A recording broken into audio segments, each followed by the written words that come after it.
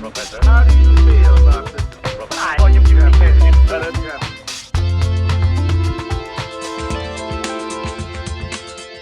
So welcome to Flip the Script, where we challenge the status quo in long-term care communities and dementia support from a fresh perspective. And this podcast is brought to you today by Aging Maine Geriatric Workforce Enhancement Program and the Cedars, an older adult living community located in Portland, Maine. And I'm your host today, Angie Hunt. I'm Chief Innovation Officer at the Cedars and an older adult advocate. And today we're going to dive into the topic of dementia inclusivity.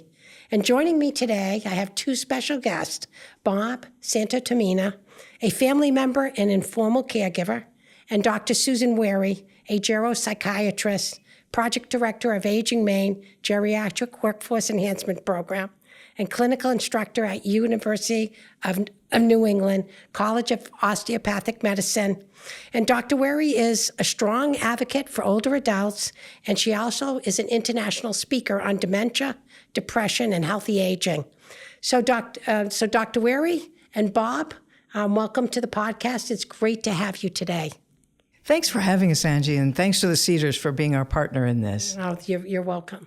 And welcome to you, Bob. Thank you. The last name is Santomena. Santomena. Well, I'm sorry about that. Santomena. Santomena. There you got go. Thank you for that. So I'd like to start the conversation with you, Dr. Wehry, to set the stage. And could you explain to our audience what is meant by the term dementia inclusivity and why it is so important in today's society? You know, Angie, the World Health Organization came out about a year ago with a wonderful manifesto, I call it, but toolbox, really, talking about leading us towards a more dementia-inclusive society. And in that, they define dementia inclusivity as that state in which an individual feels like they belong, do not experience discrimination, don't experience any stigma, are encouraged to be members of their community, and basically are part of the place they live. For me, though, as much as I like their definition, I've come up with kind of a simpler one. And for me, dementia inclusivity is about feeling like you matter.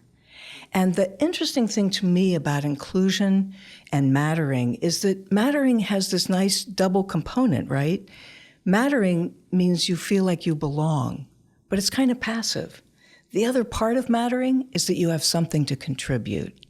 And that's where my advocacy really lies, is helping people understand that to be included in something doesn't mean that you just get. It means that you get to give.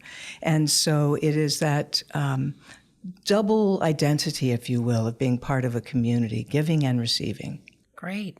And Bob, as a family member, how important is it for you to have an environment where your loved one is included in that environment and is inclusive in that environment?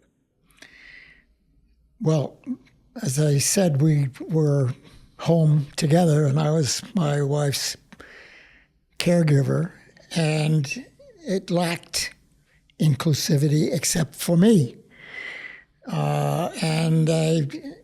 My wife would do about the same thing every day. She liked to read, liked to look at books anyhow. But I wanted her to have more. So you could say that being home was not inclusive for her, except for me. And we lived together for 60 years, so there's nothing new there or particularly inspiring. But so it was important. But the household concept, I came to know, it was really designed to provide a feeling of being part of the neighborhood, part of the household, and I think it works well. We've only had the experience, my wife has only had the experience since February, a few months, well, more than a few months, but 5 months. And she seems happy. Well, that's great. And I'm sure that makes you feel good about that, because it's a hard thing to, move somebody in, and out of their home. So I know that that's a very hard experience to go through. It's harder for me than it was for her, I think. Yeah, I can believe that. Yeah. Thanks for sharing that. So, Dr. Wehry, what do you think some of the biggest challenges people living with dementia face in terms of social inclusion? Yeah, I think there's several. I think there is still a lot of stigma that attends to kind of any mental health issue, any kind of brain health issue. And there's stigma attached to aging and decline. So we have ways in which we're not that accepting or open-hearted, right, for people who have brain changes, for people who have cognitive decline. So I think there's stigma. And with stigma comes a certain sense of embarrassment, sometimes even shame. So on the part of the family, on the part of the person who's experiencing cognitive decline, they're aware of that stigma, and so they are less inclined to become involved. I think there's bias against people who are slower and whom we don't think of providing sort of accommodations to bring them along with us, so to speak. So I think they really face problems of stigma, bias, and then in a super fast-paced world, it's rare for the community, but not unknown, but it's rare for the community to slow down its programs, to accommodate hearing issues, to repeat things over and over. And so without those accommodations for helping somebody live with a chronic condition like dementia, I think they face a lot of barriers in the usual places you might go, whether it's church, whether it's the cinema, whether it's a restaurant. The conditions there are not conducive to someone who's easily confused. And don't you think that in today's society, the minute somebody thinks you have dementia or that, I think automatically they treat you different, Angie, I'm afraid that's true. Yeah, it's sad. I think it comes from a place of people thinking they're going to say the wrong thing or not know what to do because maybe they haven't been around many people with dementia. But yeah, it's very excluding. It is sad. Yeah. It's like, there's many chronic diseases. Like if you have diabetes or something, you can pretty much live a normal life and be included everything. And when you have dementia, it's a different story. It's just like you said, the stigma, and then people are embarrassed or they're afraid, and then they get really isolated and lonely, and their world shrinks down. So having these inclusive environments and educating people is highly important. So, Bob, I wanted to ask you, like when you were deciding, that you understood that your wife needed another level of care from the home environment. Can you tell us a little about that experience for you and trying to figure out an inclusive environment or a home-like environment for her and why you selected the Cedars? Well, I can't say that I had exclusivity or inclusivity top of mind. Top of mind was safety. Yes. And,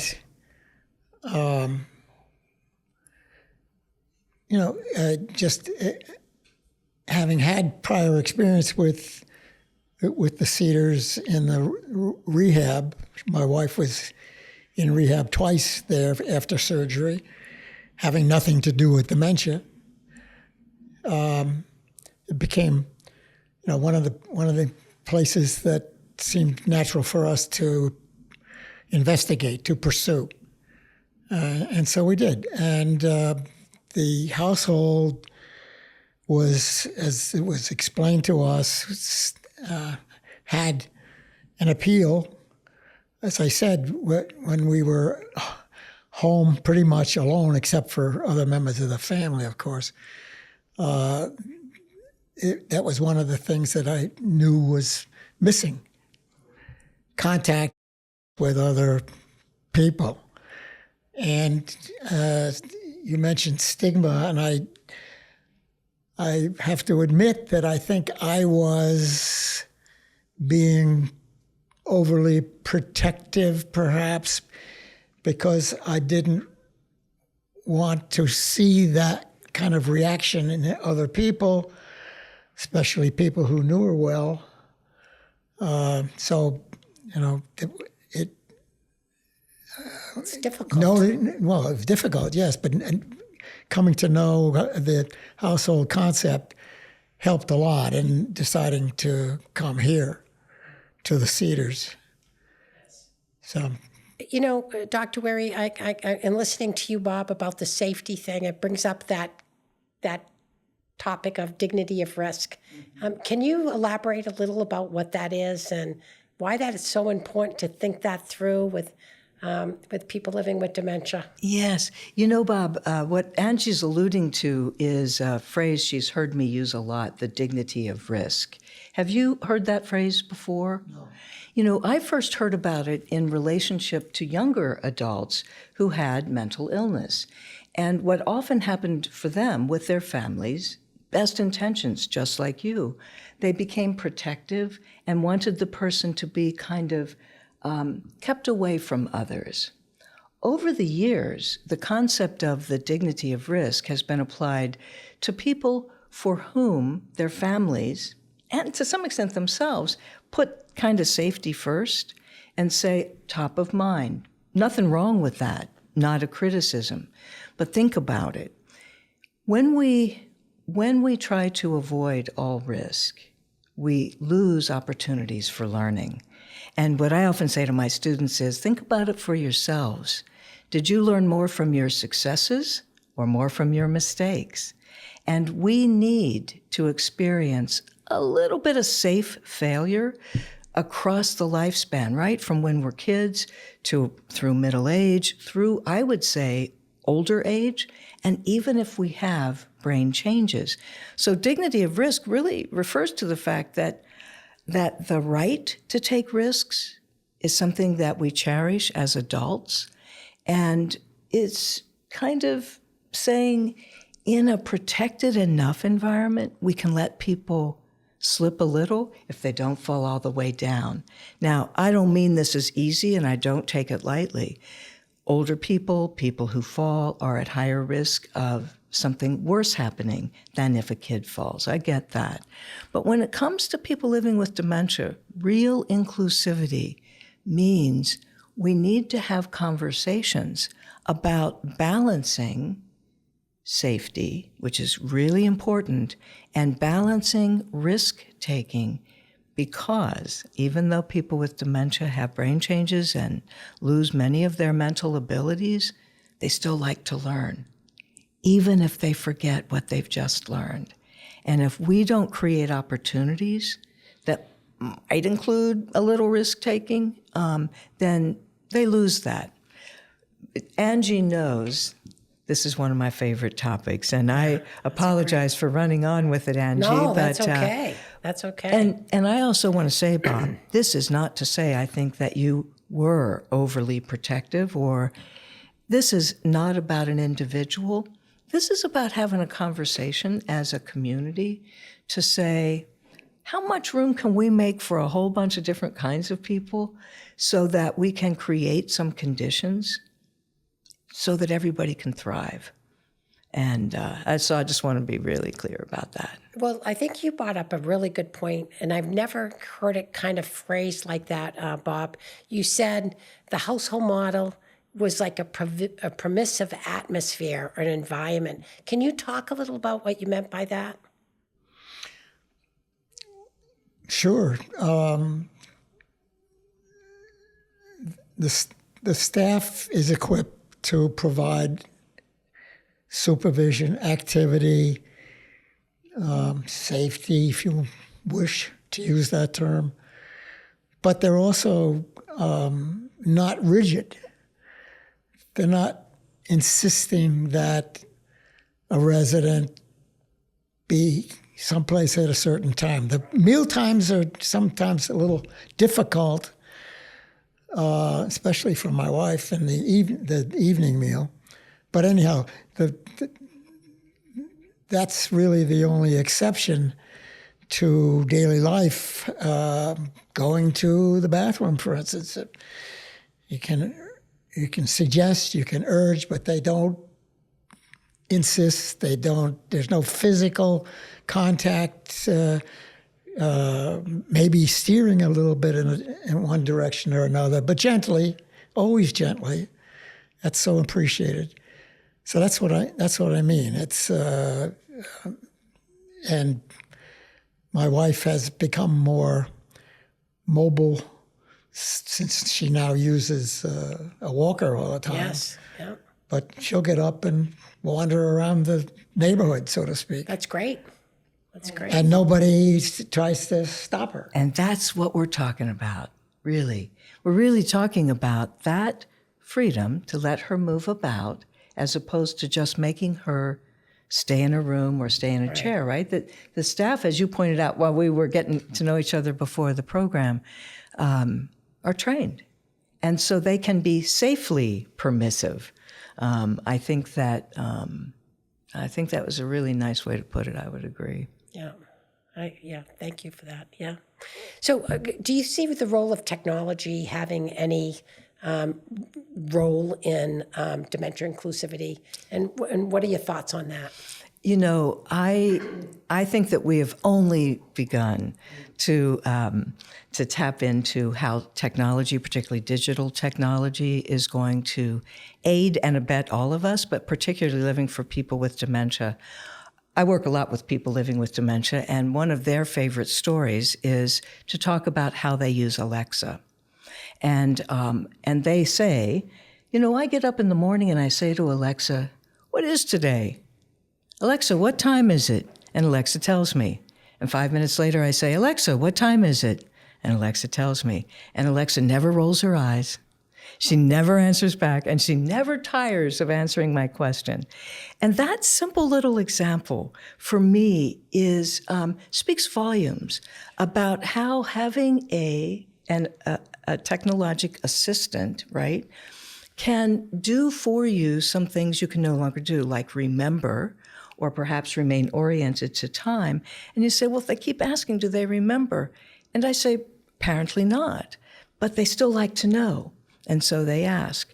I think also in terms of the dignity of risk and the mobility freedom that you've talked about is ways to monitor people more safely in the out of doors, because being in nature is so critically important. And we have been working to construct outdoor environments in a safe way. And I think the more we can learn to monitor movement and the more we can, all with the person's consent, I want to be really clear about the privacy issues here, but all with the person's consent, that knowing where somebody is very reassuring for the caregiver. It's very reassuring for staff. And so those are, I think, common examples, Angie.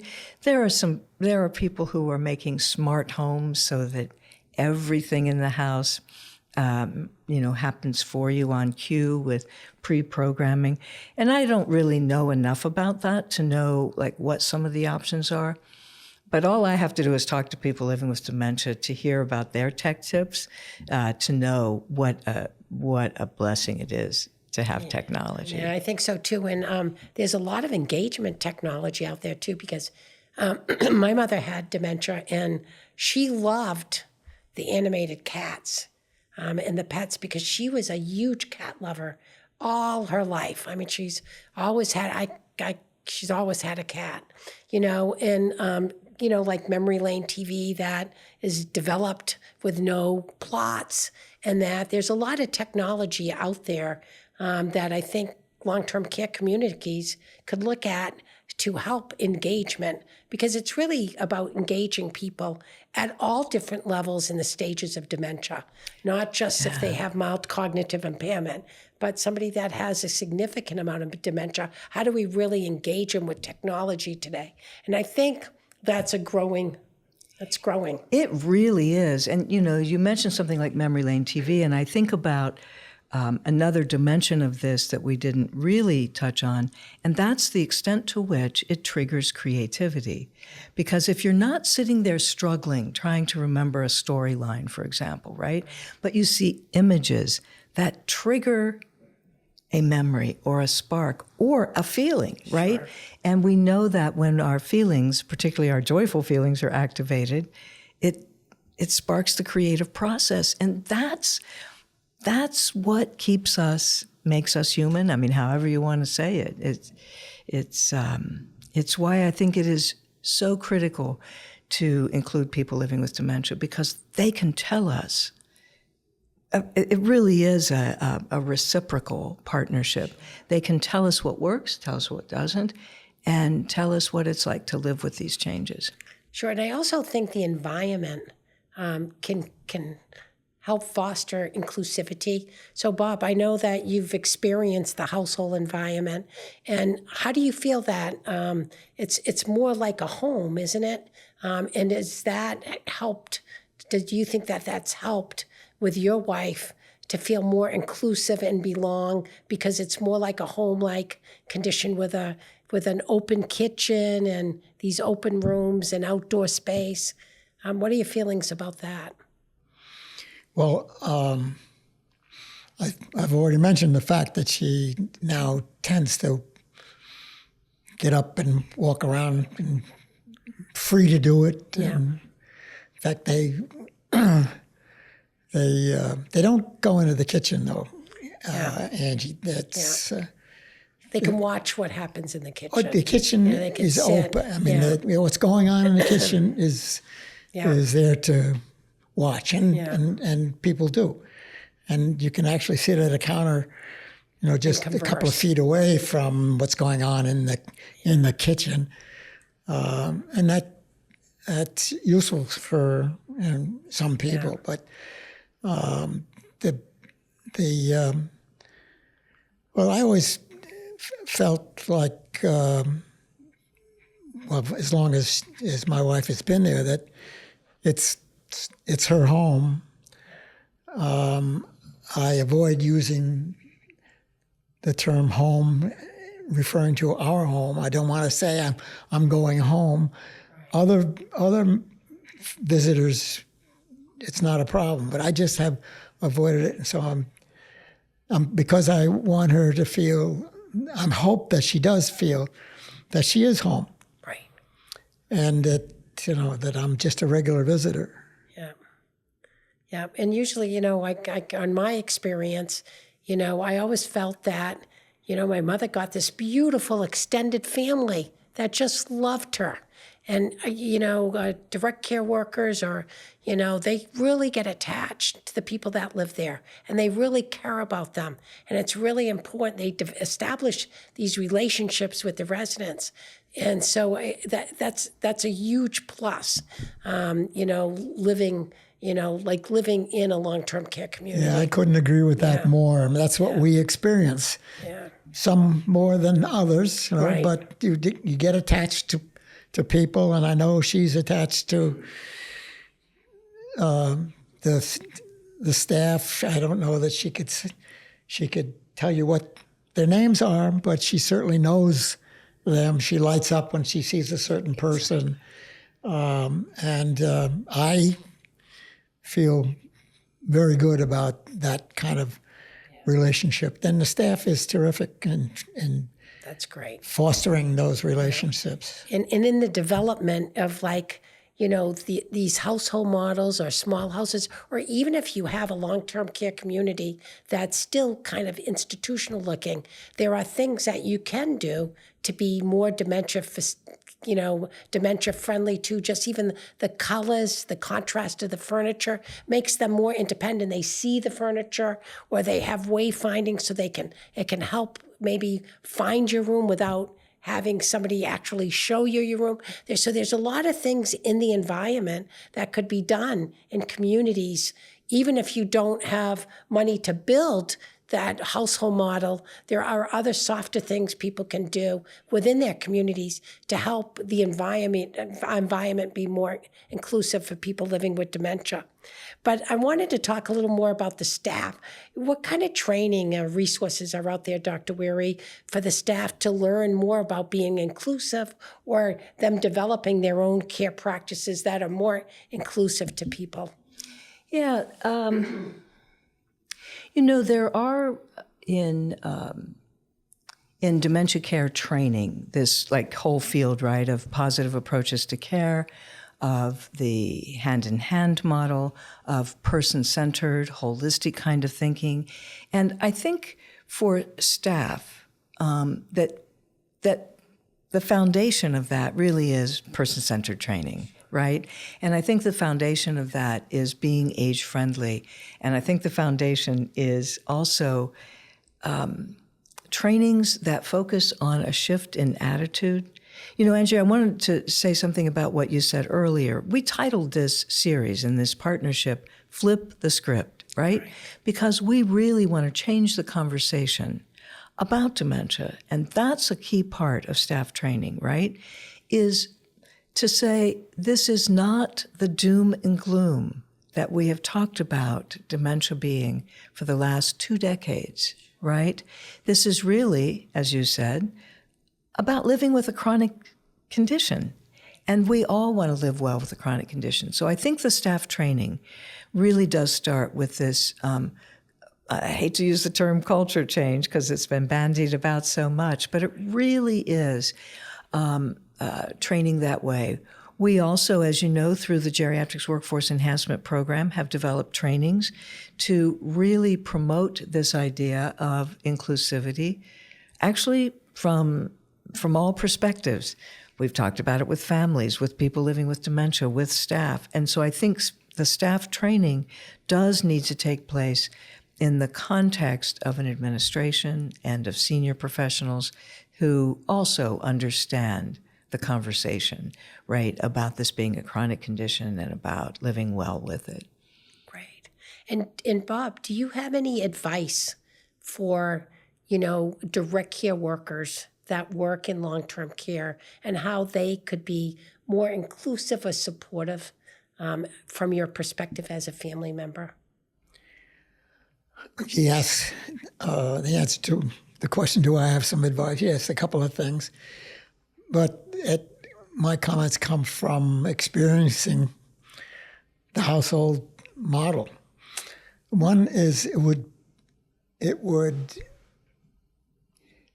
be easier, at least for the family, but probably also for the residents, if the staffing was more consistent, so that instead of having to adjust to a new person every day, which is the case now, right